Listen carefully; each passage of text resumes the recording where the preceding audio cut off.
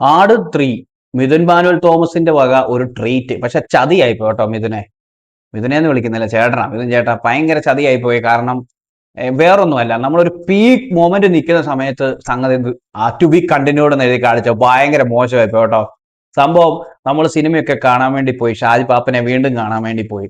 അപ്പം ഷാജി പാപ്പന്റെ ഇൻട്രോയും ക്യാപ്റ്റൻ ക്ലീറ്റസിന്റെ വരവും അബുവിന്റെ വരവും അങ്ങനെ മൊത്തത്തിൽ പടത്തിന്റെ ഒരു തുടക്കം ഫസ്റ്റ് ഹാഫ് എന്ന് പറഞ്ഞു കഴിഞ്ഞാൽ നമുക്ക് കുറെ ഇൻട്രോ തൊട്ട് കുറച്ച് ചിരിക്കാനുണ്ട്. പിന്നെ കുറച്ച് ഭാഗങ്ങളിൽ നമ്മൾ അവിടെ ചിരിയില്ലാതെ നമ്മൾ ആ കഥയിലേക്ക് പോകും. പിന്നെ ആ ഒരു ബാക്ക്, ഒരു പാസ്റ്റ്, ആ ഒരു രാജാക്കന്മാര്, ആ ഒരു സെറ്റപ്പിലുള്ള കാര്യങ്ങൾ.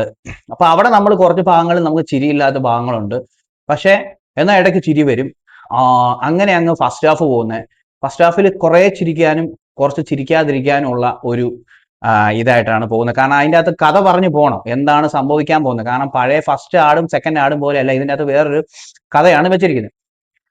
പക്ഷേ എന്തിൻ്റെയോ പുറകെ പോകുന്ന ഒരു സംഭവം തന്നെയാണിത്. പക്ഷെ എന്നാലും ഇതിന് കുറച്ചുകൂടെ സ്റ്റോറി പറഞ്ഞു പോകുമ്പോൾ, നമ്മൾ ആ സ്റ്റോറി പറഞ്ഞു പോകുമ്പോൾ ആ ഭാഗങ്ങളിൽ നമ്മൾ ഇങ്ങനെ കഥയുമായിട്ട് ചേർന്ന് പോകുമ്പോൾ നമുക്ക് ചിരിക്കാനുള്ള കുറച്ച് ഭാഗങ്ങൾ നമ്മൾ പഴയ 1-2 സിനിമകളിൽ വെച്ച് നമുക്കൊന്നും ഇല്ലാതെ പോകും. ഫസ്റ്റ് ഹാഫിന്റെ കാര്യമാണ് ഞാൻ പറഞ്ഞു വരുന്നത്. അപ്പൊ അങ്ങനെ ഒരു നല്ല രീതിയിൽ ഇൻട്രോ കഴിഞ്ഞതിന് ശേഷം സിനിമ ഒരു പേസിൽ ഇങ്ങനെ പോകുന്നു. പക്ഷെ നമുക്ക് ഇച്ചിരി വലിയുന്ന പോലെ ഇടയ്ക്ക് തോന്നും. കറക്റ്റ് ആയിട്ടുള്ള കാര്യമാണ് പറയുന്നത്, ഇച്ചിരി വലിയുന്ന പോലെ തോന്നും. പക്ഷെ ഫസ്റ്റ് ഹാഫ് തീരാറാകുമ്പോൾ തന്നെ ഒരു എന്താ പറയുന്നത്, ആ ഒരു ഒരു ഒരു ഒരു എന്താ പറയുന്നത്, ഒരു സംഭവം ഉണ്ട്. അതിനുശേഷം സെക്കൻഡ് ഹാഫിലേക്ക് ഇങ്ങനെ വരുമ്പോഴത്തേക്കുമാണ് ഡ്യൂഡിന്റെ റീ എൻട്രി തൊട്ട് പടം അങ്ങോട്ട് പോകുന്നു, ഒറ്റ കയറ്റാ കയറുന്നത്. അവിടം തൊട്ട് പടം അങ്ങോട്ട് ഭയങ്കര രസമാണ്. രസം ഒന്നുകൂടെ കൂടുകയാണ്. ഉള്ള രസത്തിൽ നിന്ന് ഭയങ്കര പീക്കിലേക്ക് അങ്ങ് പോവാണ്. അപ്പൊ അങ്ങനെ പടം അങ്ങനെ പോയി പോയി പോയി പോയി പോയി പോയി ശരിക്കും പറഞ്ഞു കഴിഞ്ഞാല് അവിടെയാണ് മിഥുൻ മാനുവൽ നമ്മളെ ചതിക്കുന്നത്.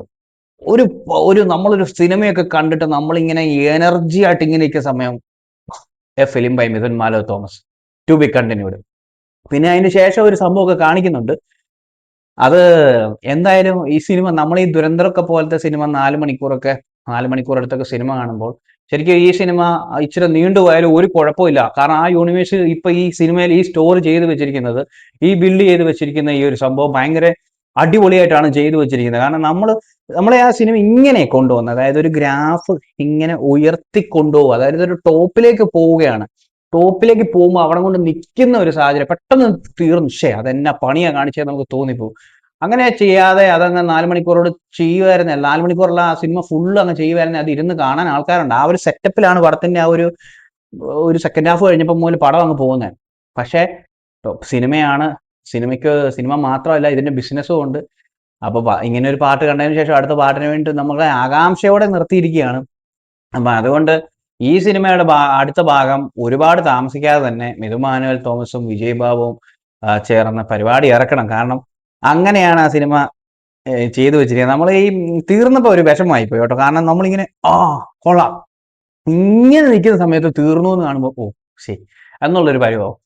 അങ്ങനെ ആക്കാതെ ആ സിനിമയുടെ അടുത്ത ഭാഗം എത്രയും പെട്ടെന്ന് തന്നെ നിങ്ങൾ ഇറക്കണം. അല്ലെങ്കിൽ ഭയങ്കര പരിപാടിയായി പോയി കേട്ടോ. മിഥുൻ മാനുവൽ തോമസ് ഇങ്ങനെ ചതിക്കാൻ പാടില്ലായിരുന്നു. ഒരു ചതിയായി പോയി ഉള്ള കാര്യം പറയാം. നമ്മൾ കേട്ടോ ഒരു പീക്ക് മൂവ്മെന്റ് നിൽക്കുന്ന സമയത്ത് പടം കൊണ്ടത് അടുത്ത പാട്ടിനായിട്ട് വെയിറ്റ് ചെയ്യിക്കാന്ന് പറഞ്ഞാൽ മാത്രമല്ല, സിനിമ കഴിഞ്ഞപ്പോഴത്തേക്കും നമ്മുടെ ലാസ്റ്റ് എഴുതി കാണിക്കുമല്ലോ, കംപ്ലീറ്റ് എഴുതി കാണിച്ചതിന് ശേഷമാണ് ആൾക്കാരെ എഴുന്നേറ്റത്. ഞാൻ കണ്ടത് പള്ളിക്കത്തോട് അഞ്ചാനി സിനിമാസിലാണ് കണ്ടത്. 9:35 ഒരു ഷോ ഉണ്ടായിരുന്നു, അവിടുത്തെ സ്ക്രീൻ 3-യിലായിരുന്നു. അപ്പം എന്തായാലും മുഴുവൻ എഴുതി കാണിച്ചിട്ട് ആൾക്കാർ എഴുന്നേറ്റ് പോയതിന്റെ കാര്യം, സാധാരണഗതി എഴുതി കഴിയുമ്പോൾ തീരും. ഇപ്പോഴത്തെ സിനിമകളുടെ ഒരു പ്രത്യേകത വെച്ച് അവസാനം പിന്നെ എന്തെങ്കിലും കാണുമെന്നൊക്കെ പ്രതീക്ഷിച്ചിരിക്കും. അങ്ങനെ പ്രതീക്ഷയായിരുന്നു, പക്ഷെ ഒന്നും ഇല്ലായിരുന്നു. പക്ഷെ എത്രയും പെട്ടെന്ന് തന്നെ അടുത്ത ഭാഗം ഇറക്കണം. കാരണം നന്നായിട്ട് ചെയ്തിട്ടുണ്ടെന്ന് പറഞ്ഞു കഴിഞ്ഞാൽ നമുക്ക് അത് ഇഷ്ടപ്പെടും. മറ്റേ പോലെ തന്നെ ഫസ്റ്റ് സെക്കൻഡും പോലെയല്ല. ഇതിൻ്റെ അകത്ത് അവർ പുള്ളിക്കാരൻ കുറച്ചുകൂടെ ടെക്നിക്കലായിട്ട് കുറേ പരിപാടികളൊക്കെ പിടിച്ചിട്ടുണ്ട്. എന്നാ പറയുന്നത്, ഈ ടൈം ട്രാവല് പരിപാടികൾ. പിന്നെ അവസാനം എത്തുമ്പോഴത്തേക്ക് ഷാജി ബാബനും രാജാവും തമ്മി, അതുപോലെ ഡ്യൂഡിന്റെ മറ്റേ ആ രാജാവും തമ്മി ഒന്ന് എന്താ പറയുന്നത്, ടിൽറ്റായി പോകുന്നുണ്ട് അങ്ങോട്ടും ഇങ്ങോട്ടും. അവരുടെ അവിടം തൊട്ടാണ് ഇനിയിപ്പം അടുത്ത ഭാഗം വരുന്നത്. എന്തായാലും എന്താ പറയുക, എത്രയും പെട്ടെന്ന് ഇറക്കുക. നന്നായിട്ടുണ്ട്. അതിന്റെ DOP ആണെങ്കിലും നല്ല ബാക്ക്ഗ്രൗണ്ട് നമ്മുടെ ഷാൻ റഹ്മാൻ ചെയ്തിരിക്കുന്നത്. ഷാൻ ചെയ്തിരിക്കുന്ന പഴയ ബിജിഎംസ് ഒക്കെ തന്നെയാണ്. പക്ഷെ അതിനകത്ത് നമുക്ക് ഇത് എങ്ങനെ പോയാലും ഇതൊരു ഫ്രഷാണ്. പറയാതിരിക്കാൻ മേല. അതാണ് അതിനകത്തെ കാര്യം. പിന്നീട് അഭിനയിച്ച എല്ലാവരുടെയും കാര്യം പ്രത്യേകിച്ച് പറയേണ്ട കാര്യമൊന്നുമില്ല. എല്ലാവരും നന്നായിട്ട് തന്നെ ചെയ്തിട്ടുണ്ട്. നമുക്കതിനകത്ത് ഒന്നും ആരെയും മോശമായിട്ട് പറയാനില്ല. നന്നായിട്ട് ചെയ്തിട്ടുണ്ട് കേട്ടോ, ഉള്ള കാര്യം പറയാം. പിന്നെ പാവം ഷായിപ്പാപ്പനെ ഇത്തവണയും തേച്ചിട്ട് പോകാൻ വേണ്ടി ഒരു പെണ്ണിനെ വെച്ചല്ലോ എന്ന് ഓർക്കുമ്പോഴത്തേക്കും പാവം ആ പെണ്ണിനെയായാലും കിട്ടിയാൽ മതിയായിരുന്നു. എന്ത് ചെയ്യാനാ? പിന്നെ കൊള്ളാം. സിനിമ എല്ലാവരും തിയേറ്ററിൽ പോയി കാണുക. ബാക്കി അടുത്ത ഭാഗം എത്രയും പെട്ടെന്ന് മിതമാനം വരെ ഇറക്കുക. അല്ലെങ്കിൽ അത് ഭയങ്കര ഒരു പരിപാടിയായിപ്പോകും കേട്ടോ. കാരണം ഇതിന്റെ ബാക്കി നമ്മൾ കാണാൻ വേണ്ടി നിൽക്കുകയാണ്. ഇപ്പം എന്താ പറയുക, ഒരു സീരീസോ കാര്യങ്ങളോ വല്ല നെറ്റ്ഫ്ലിക്സിലോ അങ്ങനെയൊക്കെ വന്നാണെങ്കിൽ വന്നു ടപ്പ അടുത്ത കണ്ട് പോയി. ഇപ്പം ഇതിപ്പോൾ അങ്ങനെ പറ്റില്ലല്ലോ. അതുകൊണ്ട് എത്രയും പെട്ടെന്ന് തന്നെ അടുത്ത് ഇറക്കുക. റിക്വസ്റ്റ് ആയിട്ട് കൂട്ടണ്ട. ഞാനൊക്കെ റിക്വസ്റ്റ് ചെയ്ത് ആര് കേൾക്കാനാ. പക്ഷേ സിനിമ എത്രയും പെട്ടെന്ന് ഇറക്കുക കേട്ടോ.